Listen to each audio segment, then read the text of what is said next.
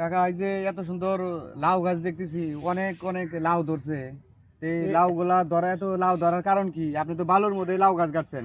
আমি ডেজারের বালুর মধ্যে নাও গাছ করছি, আর যত্ন করা লাগবো, নিচে মাটি খুঁই দেশ সার বিষ দিছি, তা বাদে এই নাই গাছ তৈরি করছি। আল্লাহ আমার যথেষ্ট ফল দিছে। যাই হোক, এই লাউ কি মানে আপনি কি মানে খাওয়ার জন্য করছিলেন না ব্যবসার জন্য করছেন? আমি খাওয়ার জন্য করছি, ব্যবসার জন্য করছি, দুটা চারটা খামো ব্যবসা বাণিজ্য জন্য। তবে বিক্রি করলেন কি পরিমাণ? আর 30-40টা বিক্রি করছি।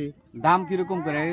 লাউয়ের দাম কিরকম করে? 70 টাকা, 75 টাকা, 60 টাকা। এই এক পিস লাউয়ের দাম 60 হ্যাঁ, টাকা 70 টাকা। এক পিস চায়ের দাম।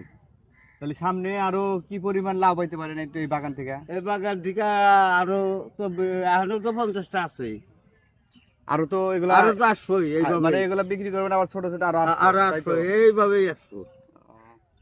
আর আপনি এই একটাই করছেন না আরো কোনো জায়গায় করছেন? না, এই একটা বাগানই করছি। একটাই জায়গায়, এই একটা বাগানে আপনি সফল। হ্যাঁ, একটা বাগানই সবর।